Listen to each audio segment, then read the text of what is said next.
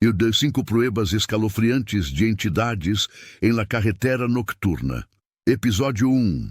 Ruta del Diablo. Há momentos na vida em que a estrada deixa de ser apenas asfalto e traça uma linha entre o mundo que conhecemos e aquele outro que preferimos ignorar. Meu nome é Marco Sandoval e durante 12 anos conduzi caminhões pelas rodovias do norte do México, atravessando a escuridão quando outros preferem dormir. Aprendi que a noite tem sua própria linguagem, seus próprios habitantes, suas próprias regras. E aprendi também que algumas estradas não aparecem nos mapas, porque não deveriam ser percorridas. Esta é a história de 5 noites que mudaram tudo o que eu acreditava sobre a realidade. 5 encontros que me fizeram questionar se o mundo termina onde nossa visão alcança, ou se continua em dimensões que nossa mente se recusa a aceitar. Cada quilômetro dessas jornadas está gravado em minha memória como cicatrizes invisíveis. Cada sombra que vi ainda dança nas periferias da minha percepção quando fecho os olhos. A primeira prova chegou em uma noite de outubro, quando o vento soprava do deserto, trazendo aquele cheiro peculiar de terra seca e plantas mortas que sempre me fazia pensar em cemitérios abandonados. Eu estava na Federal 45, entre Durango e Fresnillo, uma rota que conhecia tão bem quanto as linhas da minha própria mão. O céu estava limpo, constelado de estrelas que pareciam presas em âmbar negro, e a lua crescente pendia baixa no horizonte como uma unha arrancada do firmamento. Meu caminhão, um Kenworth vermelho que batizei de La Reina, ronronava constante enquanto devorava a estrada vazia. Eram quase 3 da manhã quando a vi pela primeira vez. Uma figura parada no acostamento, completamente imóvel, tão estática que inicialmente pensei ser um poste ou uma árvore seca. Mas à medida que me aproximava, meus faróis revelaram a silhueta inconfundível de uma mulher vestida de branco. Um vestido branco que brilhava sob a luz artificial com uma luminosidade que parecia vir de dentro, como se o tecido estivesse embebido em luar. Ela estava de costas para a estrada, olhando para o deserto que se estendia infinito e escuro, além do acostamento. Minha primeira reação foi de preocupação humana básica. Ninguém deveria estar ali, naquele trecho desolado, a essa hora da madrugada. Pensei em acidentes, em problemas mecânicos, em violência doméstica. Comecei a reduzir a velocidade, meu pé instintivamente buscando o freio, enquanto minha mente calculava a melhor forma de oferecer ajuda. Mas algo em mim, algo primitivo e antigo que habita nas profundezas do nosso ser, começou a gritar um aviso silencioso. Não pare, não pare, não pare. Ignorei esse instinto. Sempre fui um homem prático, criado para ajudar ao próximo, ensinado que um bom cristão não passa de largo quando alguém precisa de auxílio. Acionei a piscadeira de emergência e comecei a parar no acostamento, o rangido dos freios pneumáticos cortando o silêncio da noite como um gemido de advertência. La Reina estremeceu até parar completamente, e por um momento apenas o som do motor em marcha lenta preencheu o espaço. A mulher não se moveu, nem 1 milímetro. Nem sequer virou a cabeça na direção do caminhão que acabara de parar a poucos metros dela. Isso deveria ter sido meu segundo aviso, mas eu ainda estava preso à lógica do mundo diurno. Ainda acreditava que existiam explicações racionais para tudo. Abri a porta da cabine e o ar frio da noite me envolveu como água gelada. Havia um cheiro no ar. Algo que não conseguia identificar completamente. Não era desagradável, mas era errado. Lembrava incenso queimado, mas também terra molhada, embora não tivesse chovido em semanas. E embaixo disso, quase imperceptível, havia outro odor. Doce, putrefato. O cheiro de flores deixadas muito tempo em um vaso com água estagnada. Desci do caminhão, meus passos estalando na gravidade do acostamento. A temperatura tinha caído drasticamente. Minha respiração formava nuvens brancas no ar que se dissipavam lentamente, como pequenos fantasmas nascendo e morrendo em segundos. Ainda assim, a mulher permanecia imóvel, aquele vestido branco ondulando suavemente, com uma brisa que eu não conseguia sentir. Senhora? Minha voz soou estranha, abafada, como se a noite estivesse absorvendo o som antes que ele pudesse viajar longe. Está tudo bem? Precisa de ajuda? Silêncio. Apenas o murmúrio distante do motor de La Reina e o som do vento atravessando as plantas secas do deserto. Dei mais alguns passos em sua direção, minha mão instintivamente buscando a lanterna que sempre carregava no cinto. Mas antes que pudesse alcançá-la, ela se moveu. Não foi um movimento normal.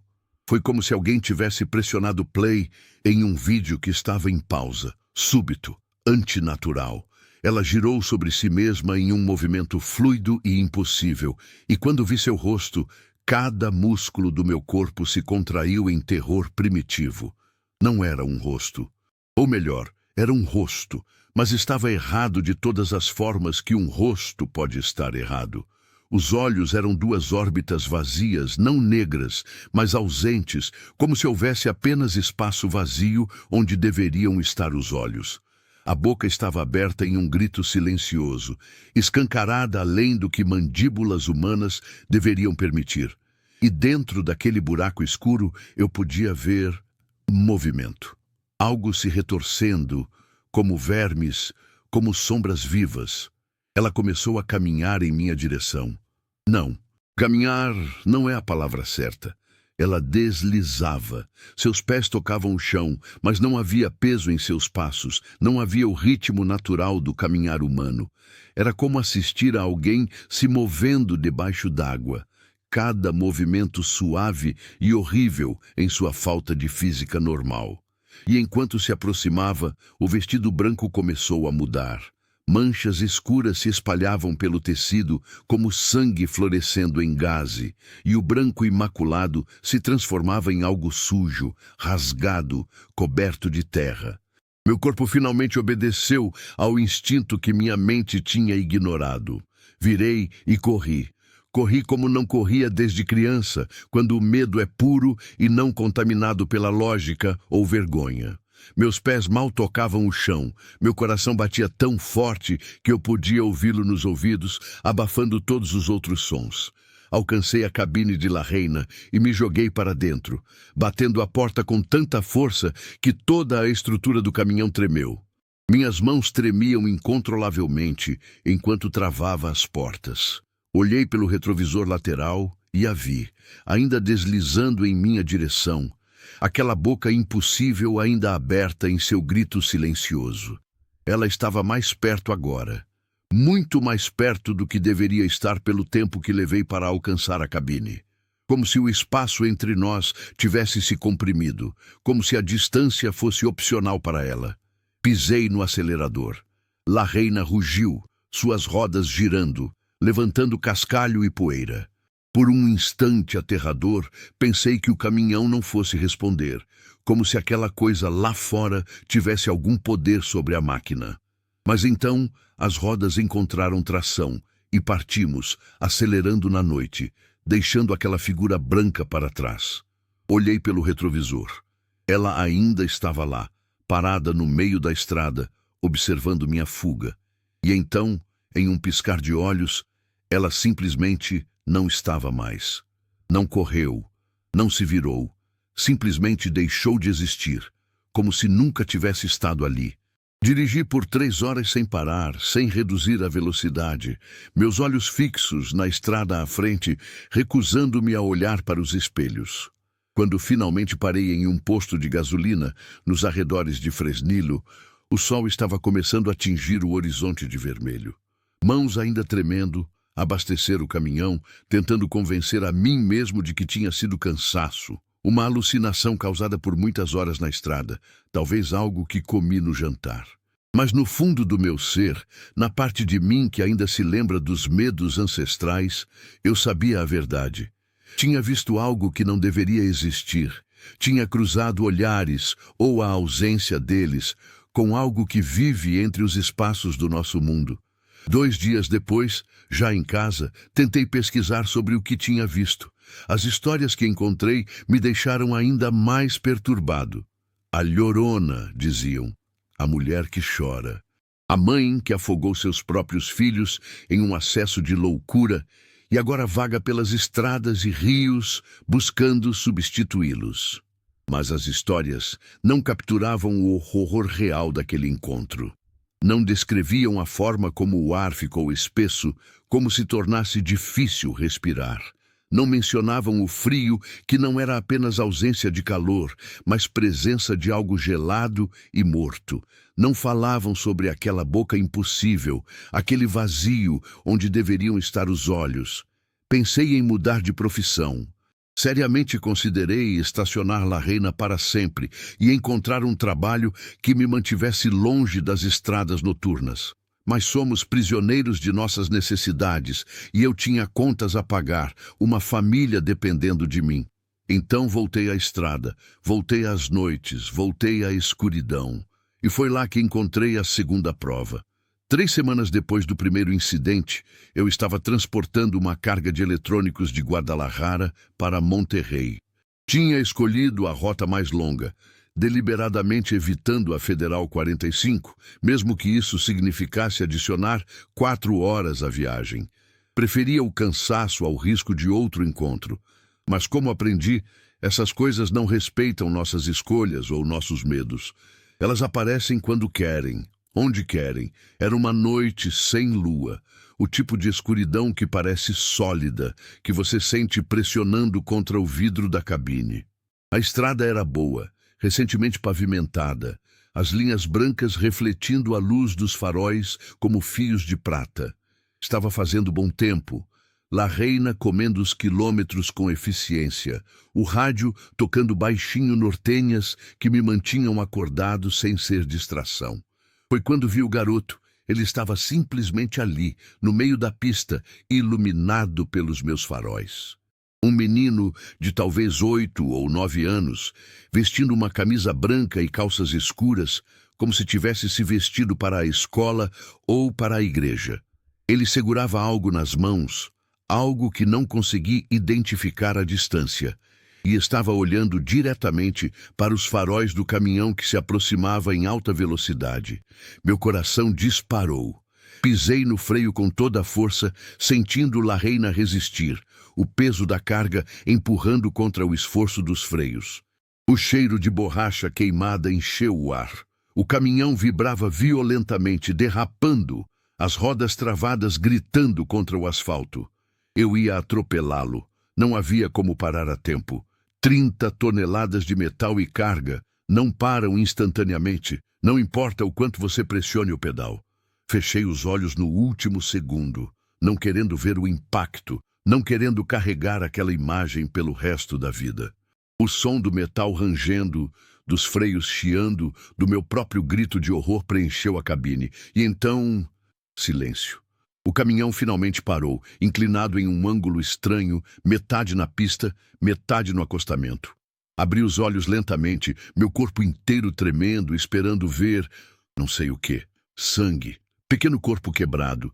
Mas a estrada à minha frente estava vazia, completamente vazia. Não havia garoto. Não havia nada além de marcas negras de pneu no asfalto e a noite pressionando de todos os lados.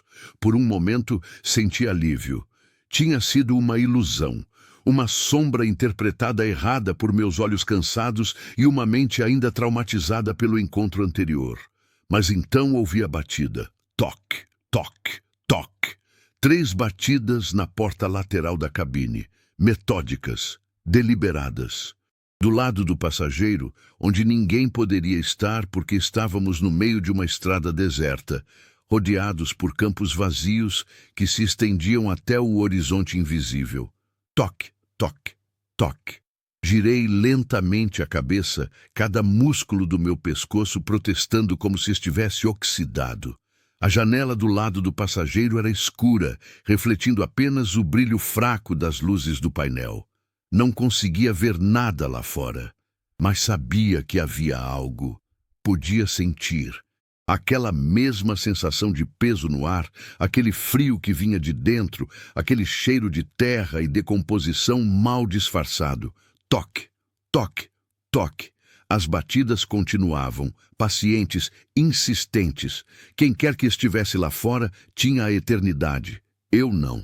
Cada segundo que passava parecia sugar mais calor do meu corpo, mais coragem da minha alma.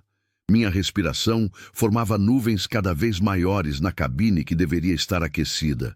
Meus dentes começaram a bater incontrolavelmente. Senhor caminhoneiro! A voz veio de fora, alta o suficiente para atravessar o vidro e o metal. Era a voz de uma criança, mas havia algo fundamentalmente errado com ela.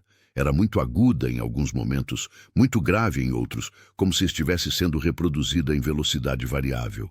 Senhor caminhoneiro, posso entrar? Não respondi. Não me movi. Mal respirava. Está frio aqui fora, senhor. Muito frio. Estou sozinho. Minha mãe me deixou aqui. Ela disse que voltaria, mas já faz tanto tempo. A voz continuava, alternando entre notas que nenhuma garganta humana deveria produzir. Por favor, senhor, apenas quero me aquecer. Apenas quero companhia. A solidão aqui. A solidão é pior que o frio. Minha mão encontrou a chave da ignição, lentamente, tentando não fazer barulho, embora soubesse que era inútil. Aquilo lá fora sabia exatamente o que eu estava fazendo. Podia sentir sua consciência pressionando contra a porta, contra as janelas, procurando entrada. Não seja cruel, senhor. Agora a voz tinha mudado novamente, mais profunda, com uma qualidade ressonante que fazia os metais da cabine vibrarem. Sei que pode me ouvir, sei que está assustado, mas não precisa ter medo. Eu só preciso entrar, preciso de calor, preciso de vida. Você tem tanta vida, senhor caminhoneiro, não dividiria um pouco comigo? Girei a chave. O motor de La Reina tossiu, morreu.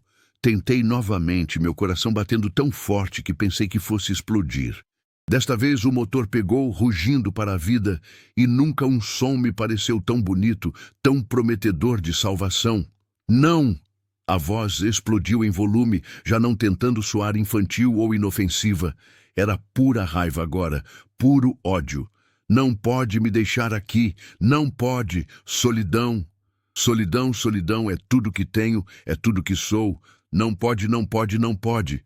Coloquei La Reina em marcha, acelerando antes mesmo de terminar a manobra. O caminhão deu um solavanco, as rodas girando, encontrando tração. Começamos a nos mover lentamente no início, mas ganhando velocidade.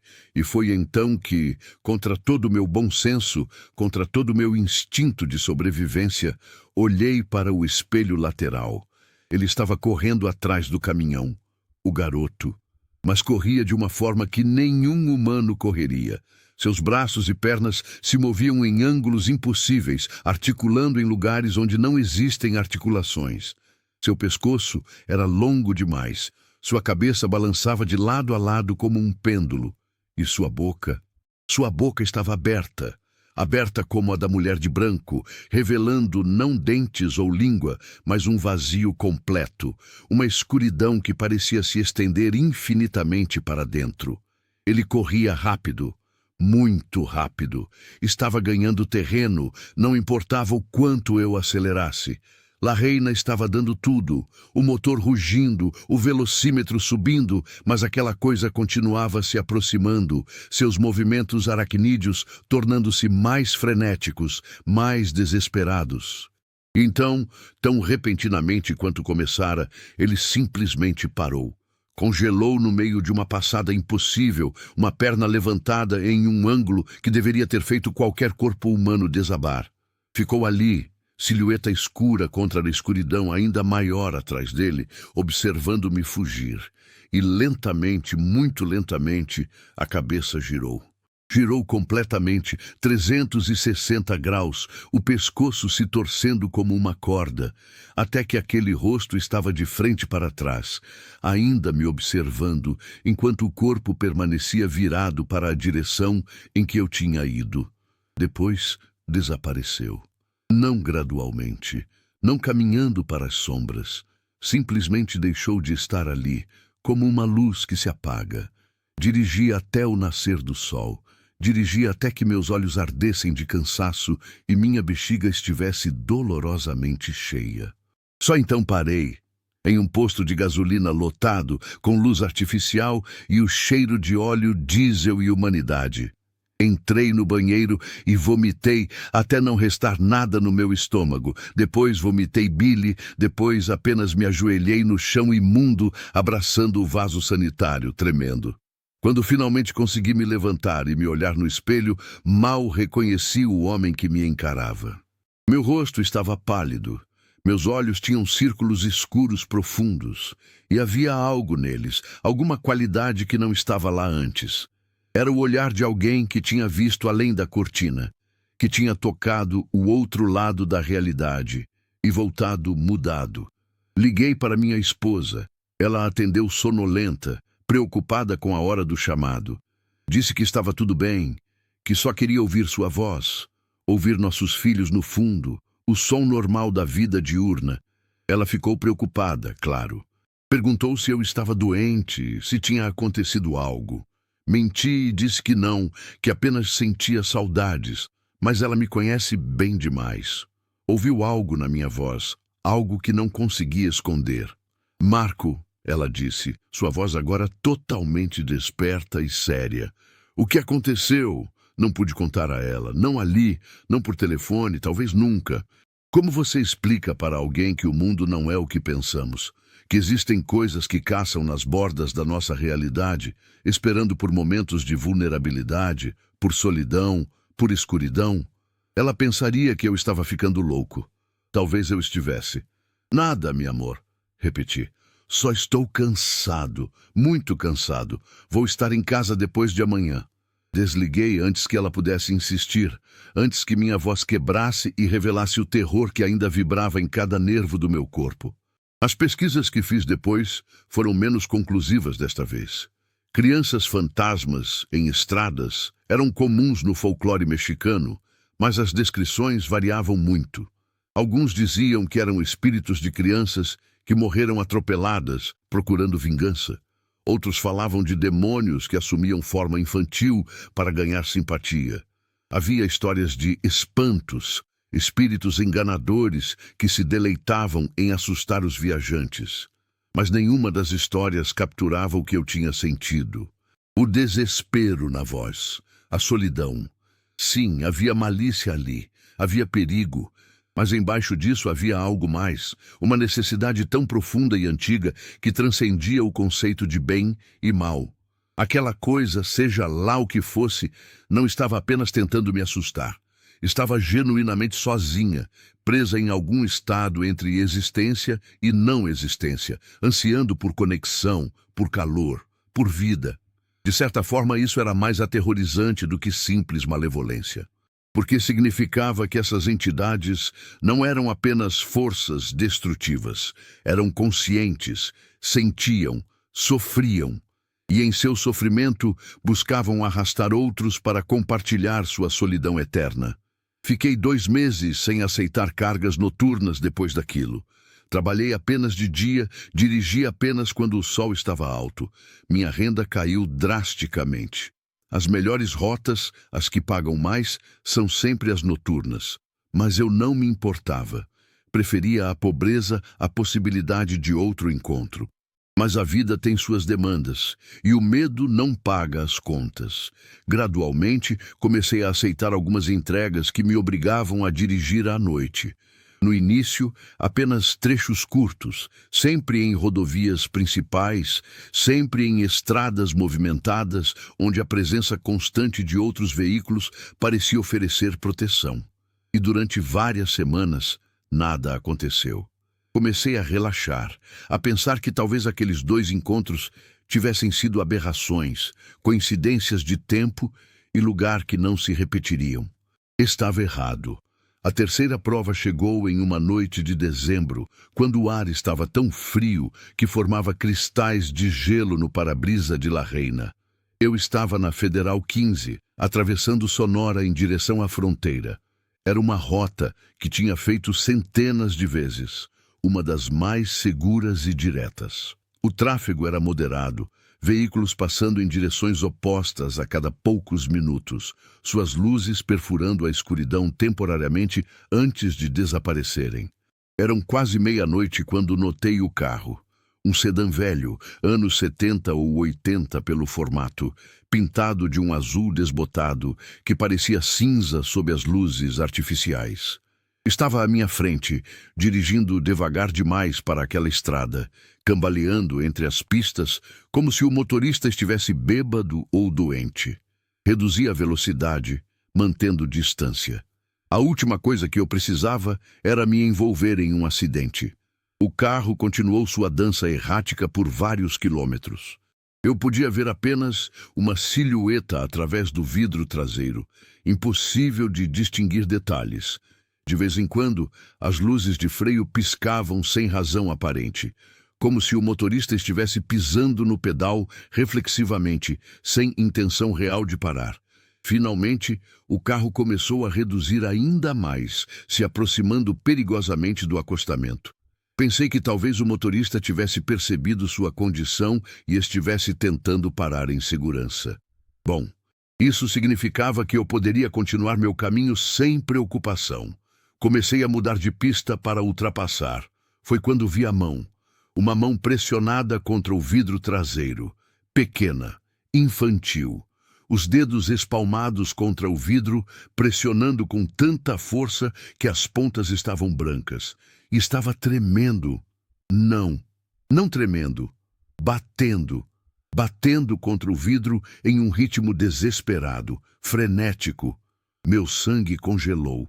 Todas as lições dos encontros anteriores, gritando para eu continuar, para não me envolver, para deixar a estrada resolver seus próprios mistérios. Mas aquela mão, aquela pequena mão batendo. E agora podia ver mais. Um rosto pressionado contra o vidro ao lado da mão. O rosto de uma criança, talvez 5 ou 6 anos. Uma menina. Seu rosto contorcido em terror. Sua boca aberta em um grito que não podia atravessar o vidro e a distância entre nós.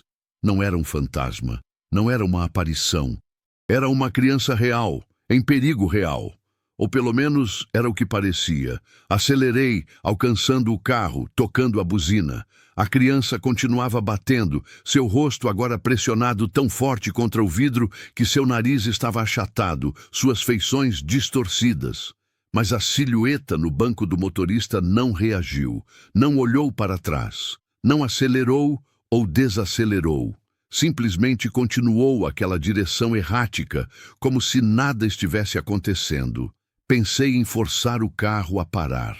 La Reina era muito maior, muito mais pesada.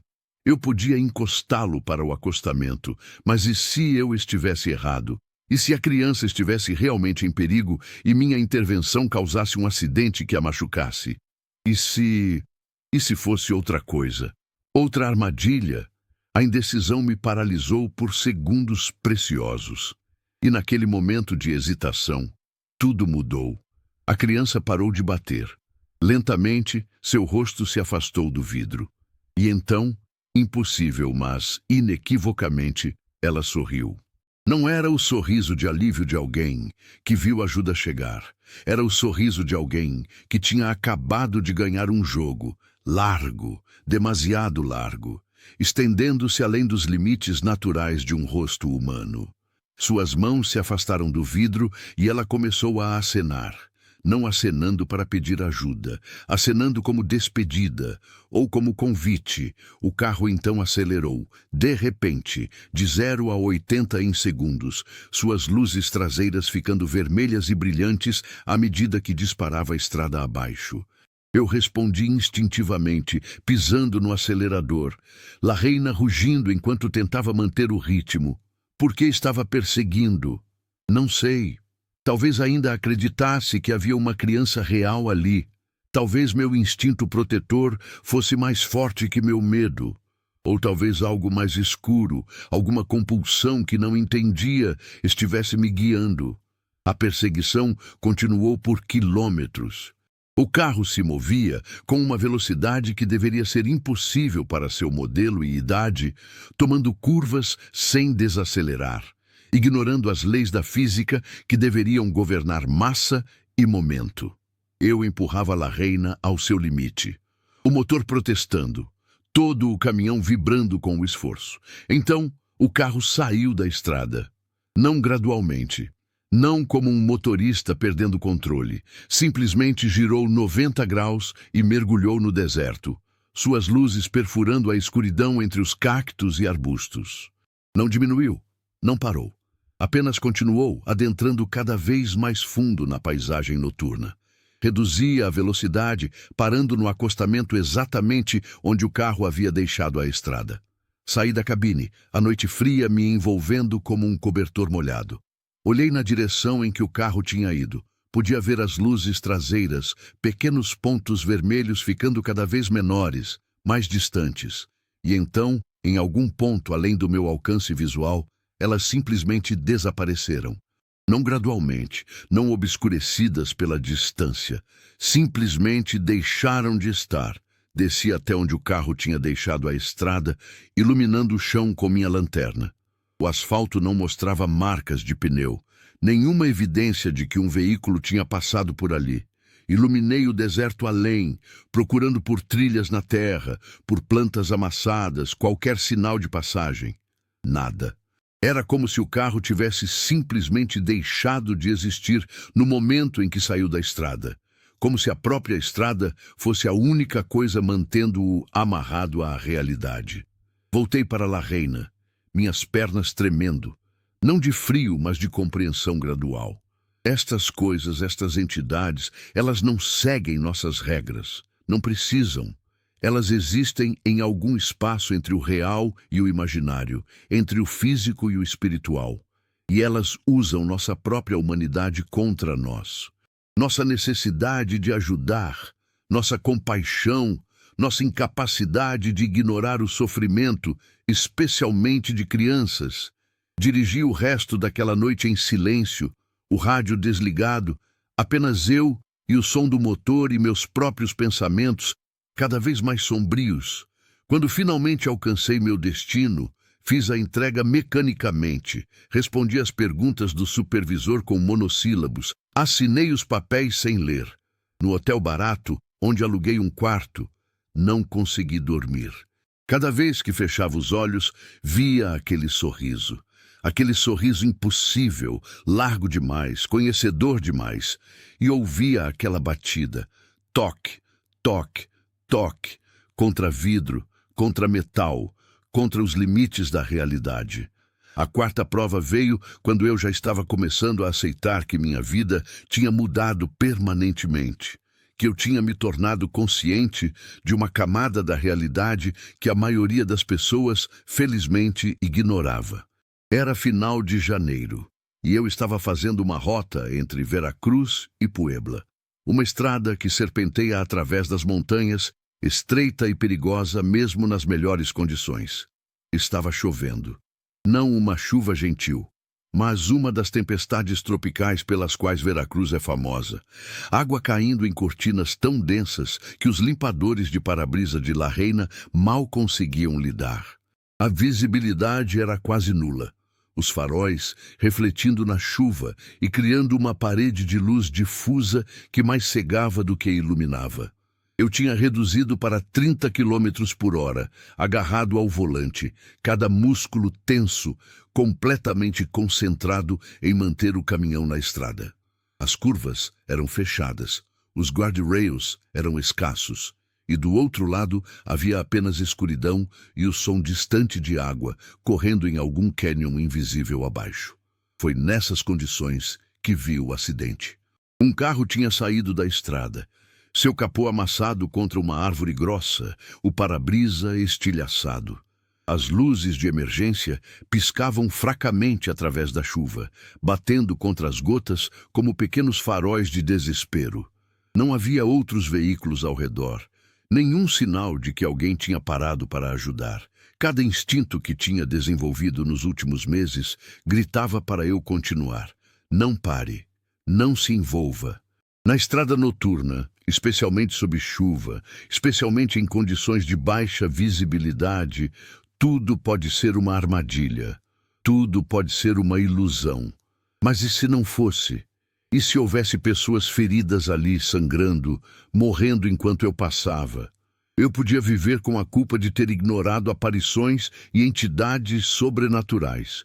Poderia eu viver com a culpa de ter deixado humanos reais morrerem por causa do meu medo? Parei. Liguei as luzes de emergência de La Reina e peguei meu kit de primeiros socorros e uma lanterna mais potente. A chuva me encharcou instantaneamente, o frio cortando através da minha roupa como lâminas de gelo. Desci cuidadosamente o barranco até onde o carro estava, meus pés escorregando na lama, agarrando-me a galhos e rochas para manter o equilíbrio. O carro era um Tsuru verde, uns 10 anos de idade, com placas da Cidade do México. O dano frontal era extenso, mas não catastrófico. Sobrevivível. As portas estavam fechadas. Iluminei o interior com minha lanterna. Um homem estava no banco do motorista, cabeça caída para a frente, encostada no volante.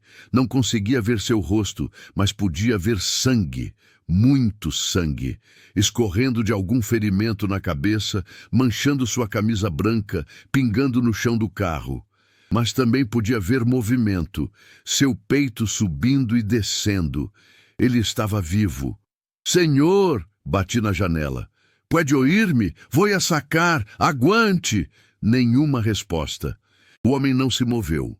Tentei abrir a porta, mas estava travada ou danificada pelo impacto. Teria que quebrar a janela. Procurei ao redor por uma pedra grande o suficiente, encontrando um em meio à lama. Voltei ao carro e, com relutância, quebrei a janela do passageiro. O vidro se estilhaçou, caindo tanto para dentro quanto para fora. A chuva agora entrava livremente, lavando o interior. Estiquei o braço, destravando a porta de dentro, e abri. O cheiro que saiu me atingiu como um golpe físico. Não era apenas sangue. Havia algo mais. Aquele cheiro doce e podre que eu tinha sentido antes. Aquele odor que não deveria estar, impossível de ignorar agora que era tão forte. Hesitei, tudo em mim gritando perigo. Mas o homem ainda respirava. Ainda se movia, embora minimamente. Entrei no carro, alcançando-o, colocando minha mão em seu ombro para avaliar seus ferimentos, para ver se podia movê-lo com segurança. Ele ergueu a cabeça. Não tinha rosto. Onde deveria haver feições, havia apenas uma superfície lisa de pele, ininterrupta exceto por uma boca. Uma boca que se abriu, revelando fileiras de dentes, muitos demais, muito afiados, organizados em espirais descendo para uma garganta que parecia não ter fim. Gritei, me jogando para trás, batendo contra a porta. A coisa que parecia um homem girou em sua direção.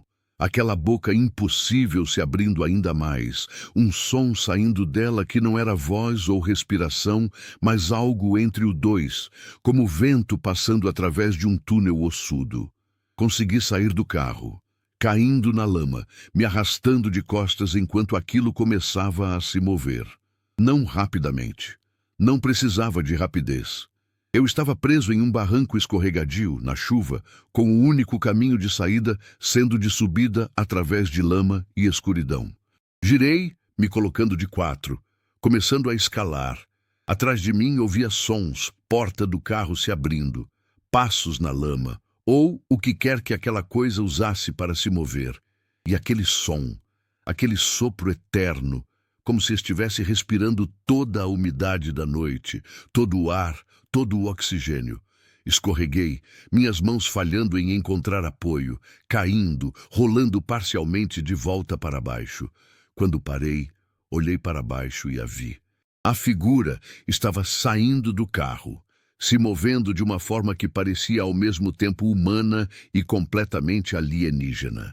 Seu corpo dobrava em lugares errados. Suas articulações faziam ângulos que causavam dor física de se observar.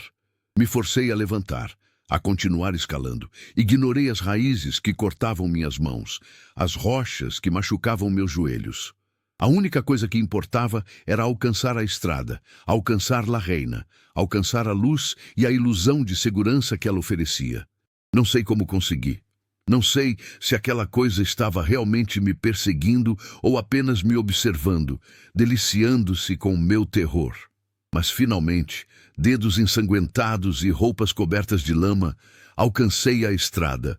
Corri para o caminhão, me joguei dentro, tranquei as portas, liguei o motor em um movimento único fluido nascido do pânico puro. Olhei para baixo, para onde o carro acidentado deveria estar. Através da chuva e da escuridão, podia ver apenas sombras. Mas em meio àquelas sombras, algo estava parado. Algo que tinha aproximadamente o tamanho e forma de um homem, mas definitivamente não era um, e estava olhando para cima, para mim. Aquela cabeça sem rosto voltada em minha direção, aquela boca impossível, provavelmente ainda aberta em seu sorriso de dentes em espiral. Dirigi. Não olhei para trás. Não importava o quanto meus olhos quisessem verificar os espelhos, o quanto minha mente precisava saber se estava sendo seguido. Me forcei a olhar apenas para frente, para a estrada iluminada pelos faróis, para a realidade que ainda fazia sentido, mesmo que esse sentido fosse cada vez mais frágil. A chuva eventualmente parou. A estrada eventualmente se alargou, desceu das montanhas, se transformou em algo mais seguro e mais povoado.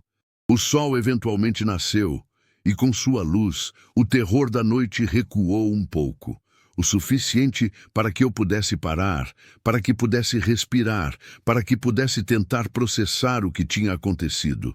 Mas eu sabia, com uma certeza que penetrava até os ossos, que algo tinha mudado.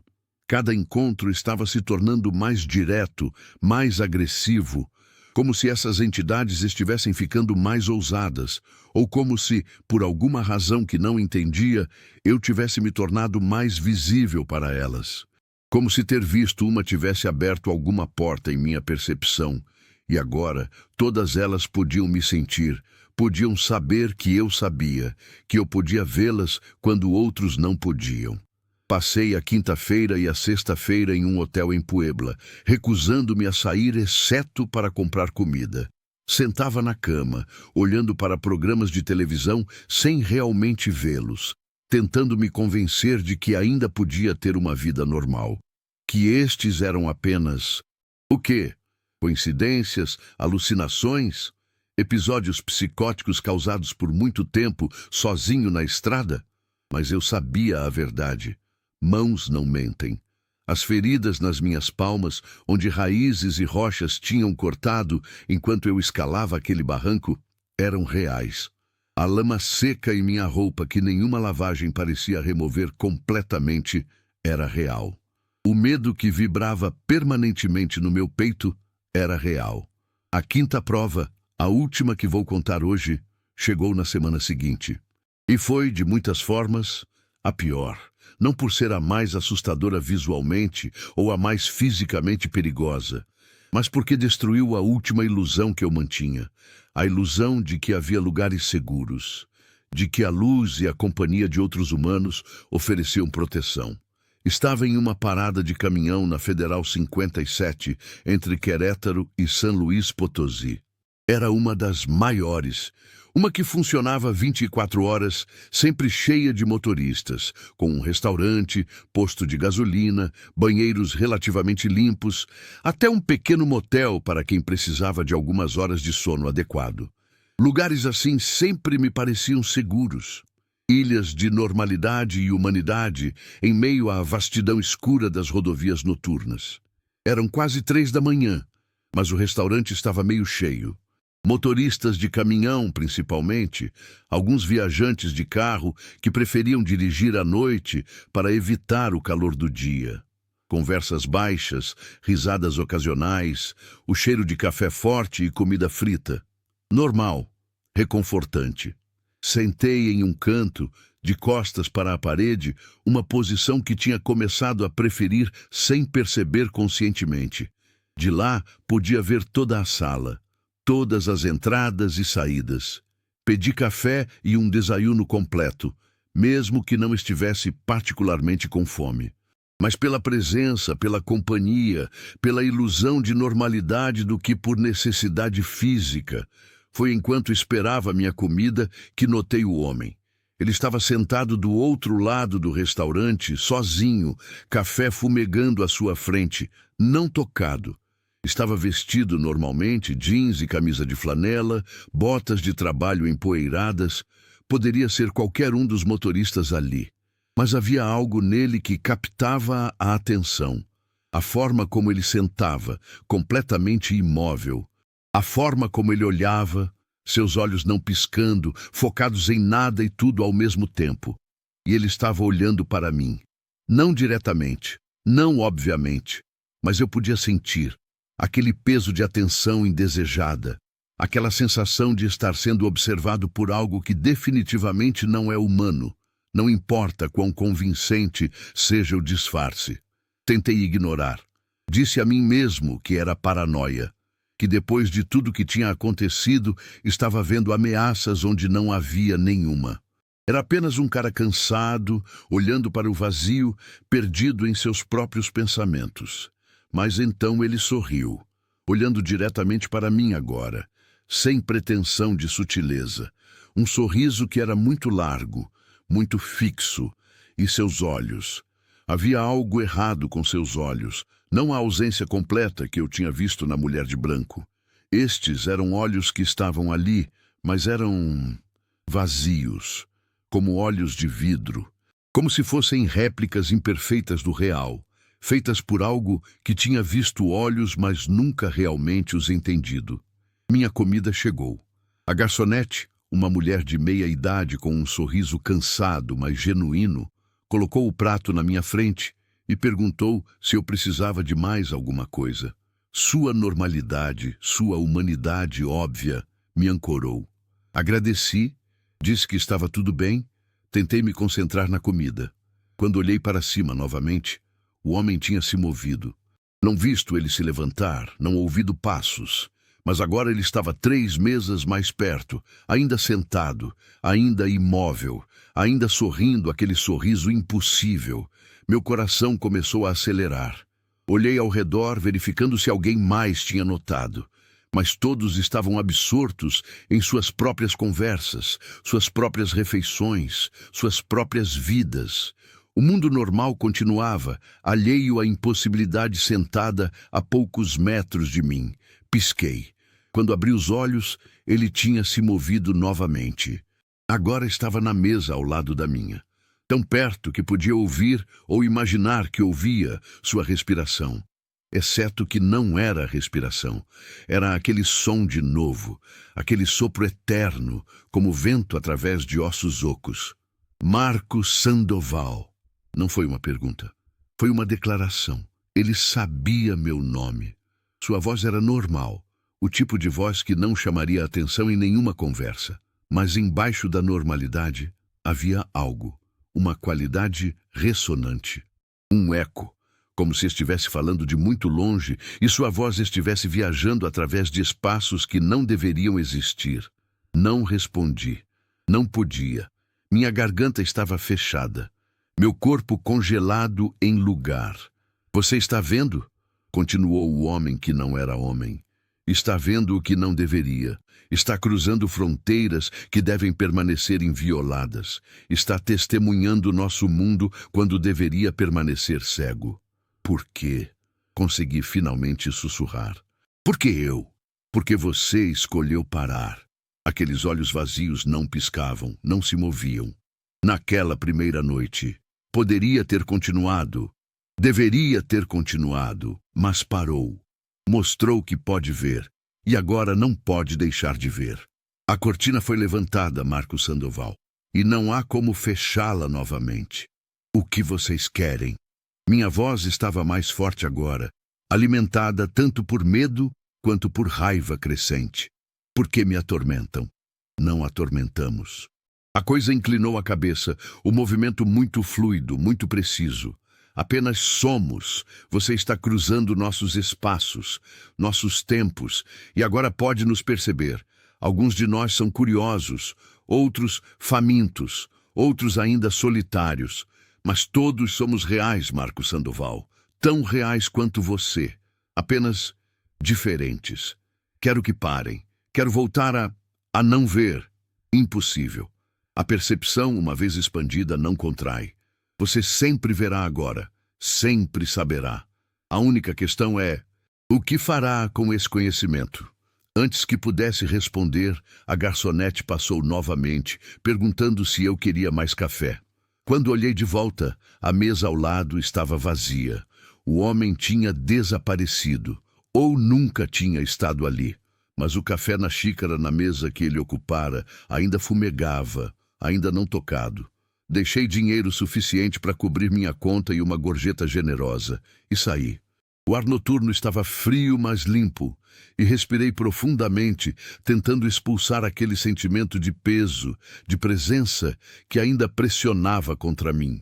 La Reina estava onde a tinha deixado, fiel e sólida, um pedaço de realidade mecânica em um mundo que tinha se tornado muito fluido, muito incerto.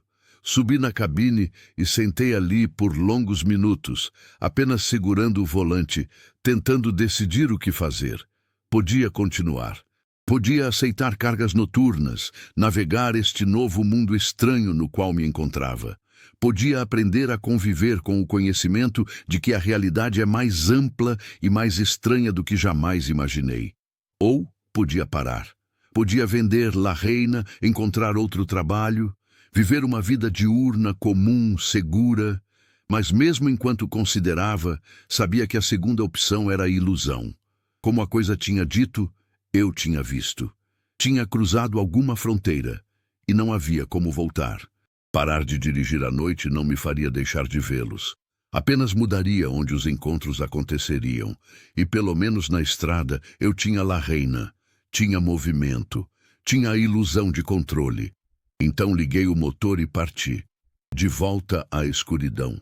De volta às estradas que agora sabia serem mais do que apenas asfalto e linhas pintadas. De volta a um mundo onde a noite escondia muito mais do que apenas a ausência de luz. Estas são as 5 provas que prometi compartilhar. 5 encontros com o impossível. 5 momentos em que a cortina da realidade se rasgou e mostrei o que está do outro lado. Mas não são as únicas. Desde então, houve outros. Alguns menos intensos, outros muito piores. E cada um me ensina algo novo sobre este mundo escondido que existe nas margens do nosso. Não sei por que estou contando estas histórias. Talvez seja uma forma de processar, de dar sentido ao que não tem sentido. Talvez seja um aviso para outros motoristas que atravessam as estradas noturnas do México. Ou talvez, e este pensamento me perturba mais do que gostaria de admitir, talvez seja porque algo dentro de mim quer que outros vejam também. Quer que mais pessoas cruzem aquela fronteira. Quer que a cortina seja levantada para mais olhos. Porque a solidão de saber, de ver o que outros não veem, é sua própria forma de tormento. Se você dirigiu à noite pelas estradas do México ou de qualquer lugar realmente, preste atenção aos cantos dos seus olhos, às sombras que parecem se mover independentemente, aos sons que não têm fonte, ao frio que chega sem razão, à sensação de estar sendo observado quando sabe que está sozinho. E se um dia você parar para ajudar alguém na estrada, se vir uma criança batendo em uma janela, se encontrar um acidente que parece precisar de assistência, pare, olhe com atenção, confie em seus instintos, porque a compaixão é admirável, mas pode ser uma porta para algo muito mais escuro do que você pode imaginar. Eu continuo dirigindo, continuo atravessando a noite, porque é o que sei fazer, o que posso fazer, e porque, de forma estranha e perturbadora, parte de mim agora anseia por esses encontros. Quer ver mais, quer entender mais. O medo não desapareceu, mas se transformou em algo complexo, misturado com fascínio e uma necessidade de testemunhar. A estrada chama. Sempre chama. E para aqueles de nós que podem ver, que sabem o que se esconde nas sombras entre os faróis, Essa chamada é tanto maldição quanto destino. E você, amigo, já teve algum encontro que não consegue explicar? Alguma experiência na estrada noturna que te fez questionar a realidade? Deixe seu comentário abaixo. Compartilhe sua história, porque quanto mais compartilhamos, mais entendemos. E talvez, apenas talvez, entender nos dê alguma medida de controle sobre o incontrolável. Se estas histórias te intrigaram, te assustaram ou simplesmente te fizeram pensar, não esqueça de se inscrever neste canal. Tenho muitos outros relatos para compartilhar, outras noites, outros encontros, outras provas de que o mundo é muito mais estranho do que admitimos em plena luz do dia. E diga-me, de onde você está nos acompanhando? De que cidade, de que país você também dirige à noite? Já sentiu aquele olhar invisível nas costas? Aquele frio inexplicável? Aquela certeza absoluta de que não está sozinho, mesmo quando todos os seus sentidos dizem que está? Conte-me, eu estarei ouvindo. Da minha cabine, nas estradas noturnas, cruzando o México sob estrelas que viram muito mais do que nós jamais saberemos. Até a próxima viagem. Até o próximo encontro com o impossível. Que a estrada seja suave para você e que, se encontrar algo na escuridão, tenha a sabedoria de saber quando parar e quando continuar dirigindo.